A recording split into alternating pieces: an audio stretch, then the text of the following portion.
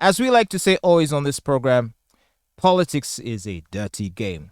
And it might even sound like a cliche for someone to say that, oh, it's a dirty game, it's a dirty game. But what do you even mean by that? Here's what I mean. I mean, sometimes you have to make deals with people you don't like. And sometimes you do that for the greater good. You might have principles that you feel you hold to, that, oh, these are my standards. I shall never, I will never waver from my standards. But sometimes an opportunity presents itself for you to do some good for other people that might require you to bend those standards just a little bit, to break bread with the enemy sometimes, so to speak. Bobi Wine is an interesting character, obviously, a man who at least presents himself as a man that stands on principle on all issues. And Olive recently, he called out some of the members of his party that were asking him to negotiate with the government, or to be willing to negotiate with the government to secure the release of his supporters who often find themselves incarcerated for mostly frivolous reasons, let's be honest. But nonetheless, if they have arrested your supporters, should you not, as the party leader, be willing to talk to and negotiate with the other side, with the government in this case, to see how you might hasten their release? Okay. Because otherwise they're just going to rot in jail, and jail is not a fancy place. That is one way to look at it. So that's my question. Should he, instead of calling out his supporters and saying, please don't tell me about negotiating with the government, instead, shouldn't he be acting more statesman-like? Because if ever he were to become president, he would have to make compromises with his political enemies. But you see, to those who tell him to negotiate, Kyagulanyi said, while we are open to transparent dialogue, the first thing on the agenda would be knowing when Museveni leaves power. There is a way he likes to mix that issue with other more urgent issues. And he says that for him to negotiate with the president to release people from his party that have been incarcerated for frivolous crimes, like you said, he's like, this should not even be happening in the first place, because they have their constitutional rights, where they need to, you arrest someone, present them in court, charge them, but due process. Yes, due process. So he says, why should we go to the incumbent to request for our constitutional rights? And I believe he has a point there. If you say, because the incumbent and the government that we have likes to say that we are democratic, right? And that there is respect for human rights. You don't think you're being a bit too idealistic? No, I'm not naive. being idealistic. We have to be realistic. No, realistic. Yeah. The realistic that you're talking about in the Ugandan sense is to forget about the fact that there is a constitution, pretend it doesn't exist, and go down on our knees and beg one man to forgive other people because he's the God. But if Uganda. doing so could potentially secure the release of one of your or a number of your supporters who have been unjustly incarcerated, why not do it? So basically, would you just be willing to have them rot in jail? What you're telling Bobi Wine to do is to go to someone, because what it looks like is that these people have been arrested for crimes probably they didn't commit, or for crimes that are so minute they don't even have to be in jail for a year. But it has been done so that they teach him who is king. Come and bend the knee. So you're telling Bobi Wine, bend the knee. It doesn't matter what your principles are, bend the knee. One day Bobi Wine aspires to be president. Yes. Let's say one day he does become president. He has to show that he has spine, and he starts now. Let's say he wins the election. By some miracle, he wins the next presidential election. He becomes head of state, right? And let's say, for the sake of this argument, that the parliament is still majority NRM, let's say. Okay? Let's say NRM is able to retain more seats in parliament. Then, as head of state, if he ever wants anything to happen in parliament, he would have to make compromises. But you see the Wouldn't he? difference with what you're saying is make compromise where it matters. I'll give you an example. Right now, there is this whole these protests against the East African crude oil pipeline. What I would want Bobi Wine to do is to be on the same table with Museveni and say, we are joined in this. It must happen because it benefits our country. That is a compromise I see that it needs to be done and would be welcomed. But if you're going to go and bend the knee where you know that your people are innocent, do you have spine? Are you showing your electorate that, you guys, I am here to fight for you, or I'm here to compromise even when it hurts you further? My point is, sometimes there's a danger of being too idealistic. Say for example, listen to me. Say for example, you're running a business. Let's say you own a business. You're running a business, and as a business, you are entitled to certain things, right? And so let's say, in pursuit of those things, I don't know, it could be some kind of a license or a permit or whatever. In this example, and I get there. And then the person I meet there, maybe let's say, says I pay a bribe or something like that, to get things moving fast. Now, in the interest of business, wouldn't it be my fiduciary responsibility to my shareholders to do what is necessary to ensure that things move pay a bribe, quickly? Be corrupt. Listen, to make sure things move quickly so that I get something which I may even be entitled to naturally. So in politics, and where people have been unjustly arrested and incarcerated, what would you rather an opposition leader does? Well, it depends on the condition of the negotiation, because it's a two-way street. If you go and say, can we release my people? Of course, they might come back to you and say, all right, but you're going to have to do A, B, C, D for us. It depends on what those things are. Now, if, of course, they say, we shall release your... if we shall release your people if you maybe fire your spokesman. We don't like your spokesman. Senyoni, get rid of him. I mean, that's obviously heavy arm twisting. But when in politics, if people want you to give something, they're going to come for something like that. They might ask the leader of opposition to cross over into NRM. So does he cross over because he is trying to save some people from jail? They might say, for example... Normally, those are the conditions given to opposition leaders. Well, for example, check this out. They could say, so we hear you want to travel to the Netherlands to make a presentation at The Hague about how we're just a bunch of dictators. Could you not go and give that speech if you don't mind? So at the end of the day, are you still a leader? Because if you're going to bend every time they ask you to bend the knee, then you do not have the spine to be a leader to begin with. When the invasion of Russia in Ukraine started, everyone wanted Zelensky to pull out, but he refused. And of course, I know most of you call him a clown because the country has been decimated. Mm-hmm. But then there is a section of people who see him as a strong leader. That's why. Thank you.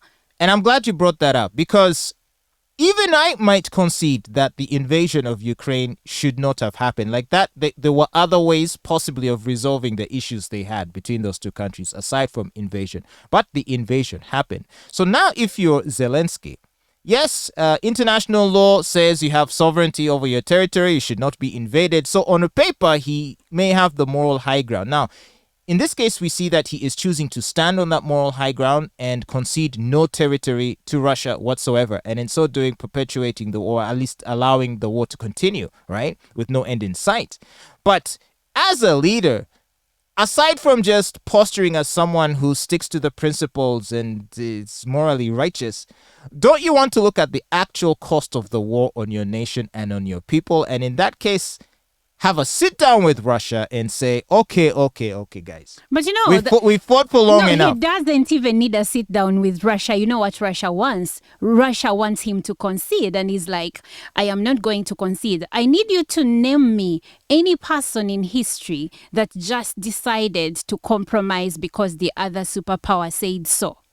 Most of them went down fighting, be it Napoleon, be it Hitler, all of them went down fighting. Now, we will talk about the cost to the country, the cost of the war to the country later, but there is no strong man in history that went down without a fight. That's the thing. And that's what Bobi Wine is doing. That's what Zelensky is doing. But the rest is background noise. Yes, but given the examples you've cited of Napoleon and Hitler, most will agree that it would have been better had they surrendered or relented. Because Hitler essentially he caused Germany to burn down with him. I know. He had no concern about the welfare of the German people. What I was saying regarding you saying that he should have considered, had a conversation, is if you're a leader, there are expectations, because there are two people on opposite sides of the spectrum. The people who believe in you and want you to do whatever is humanly possible to continue fighting. And of course, there are people who want you to stop. Now, it depends. What are you going to do? Are you going to be remembered as someone who just decided to,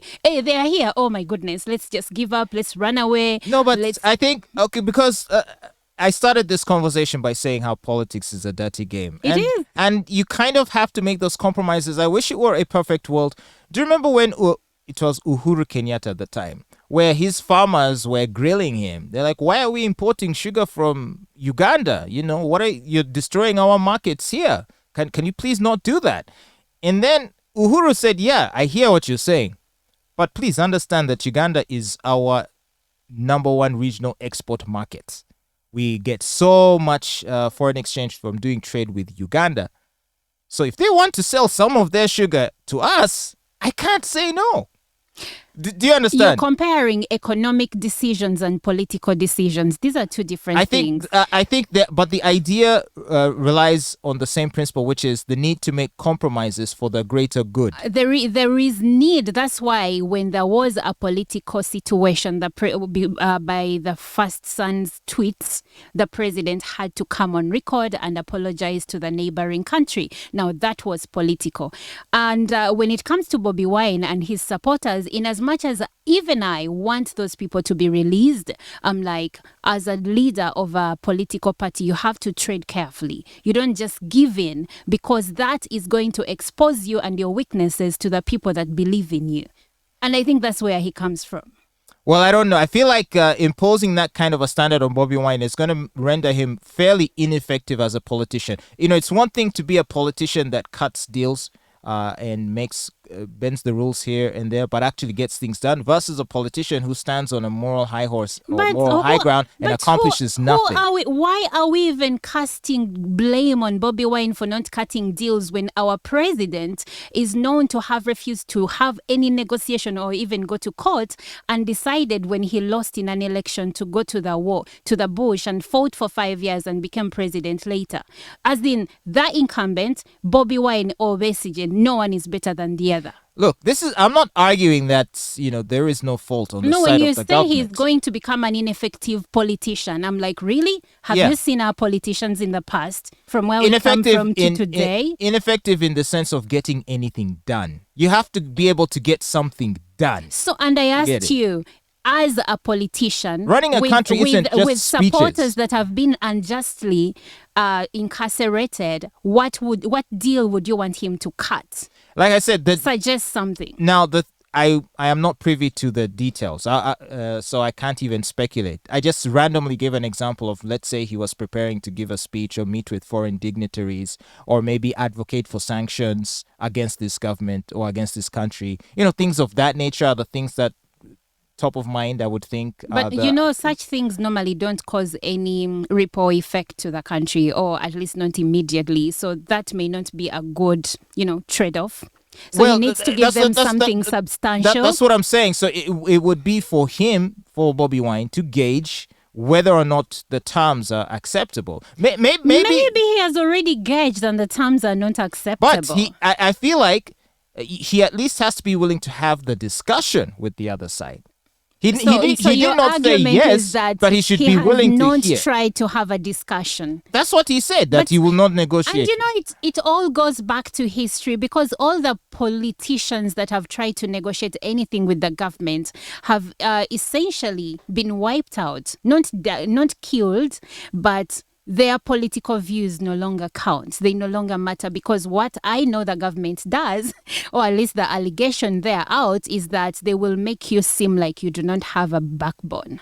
Well, even if you appear as though you do have a backbone, at the end of the day, that's all it is. It's just an impression you're creating. It's a place to start. You see? You would rather have a backbone or be known to have a backbone than nothing at all. I think me personally, I would prefer a leader who knows how to cut deals. And they used to bash Trump about this all the time. Trump was cutting deals regarding what? You know, remember like when there was a famous interview where they were like, but you said the other day that they should have left Saddam Hussein and Gaddafi there. Do you know he used to kill his people? He's like, yeah, of course. But guess what? The guys who are there now are even worse. But you see, when people, do you understand what I'm saying? Every time someone brings up Trump, okay, fine, there was no war during his term of presidency. But then we don't know if he comes back for the next 4 years. We don't know what he is capable of doing. Every time people talk about Trump, I'm like, but the war in Afghanistan and even in Iraq was started by a Republican president. So Trump had 4 years. Good fortune for him. Was he going to be impeccable, perfect, no mistakes whatsoever? I highly doubt. No, that's not my point. I was just making the case for how pragmatism is a quality that I look for in my leader. I don't look for moral righteousness in my leaders. Well, I look for rational pragmatism in my leaders. A leader who can assess a situation, can look at a bad situation and say, okay, here's what we can do to make the situation. It may not fix the problem, but it will make it less bad. You see, as a leader, there is always something you're going to do that is going to be termed irrational by a section of people, and a section of people that will actually applaud you, thinking that you did a good job. So it depends on which side of the coin you're standing, really. So the side of my coin is, so I stand on the side of, like I said, pragmatism. Things that are practical, that lead to results, not pompous, self-righteous speeches. But you still speak like someone that doesn't understand how terrible our politics is. I accept that it is terrible. Have leaders that are actually upright and, can cut a deal and hold their end of the bargain. But at least I know our politics enough to know that that's not what happens in this country. You're gravely injured, you're rushed to hospital, and the nurse in attendance says, okay, unless you first give me 20,000, I'm not going to treat your patient. Now, are you going to say, well, I'm entitled to this? The Constitution says that I am entitled to medical care from the hospital or whatever. All of that might be true. But guess what? You're on the ground bleeding to death. If you had a husband, wouldn't you not only expect but demand that he does what is necessary to keep you alive? He had better pull out that 20K, give it to the damn nurse, so that your life can be saved. All I hear is you asking a man to essentially let down those who trust him, compromise on the values of his party, and just to look nice and please some people. I would argue that you're being a bit naive about this. That's my opinion. Okay, fine. Let me be naive, because I can actually say the same thing about you, because I think you're being naive. I'm being real. Who says it? Real. You say it, I say you're not being real. So either of us can be true. All right. Well, we'll let the listeners decide. You can let us know by going to our Twitter or to our Facebook and share your thoughts with us if you're listening to us live, or if you're watching this later on YouTube. Just throw a comment down there to let us know what you think about this. Who's being real here, and does being real even matter? You're listening to the Fatboy Show on RX Radio.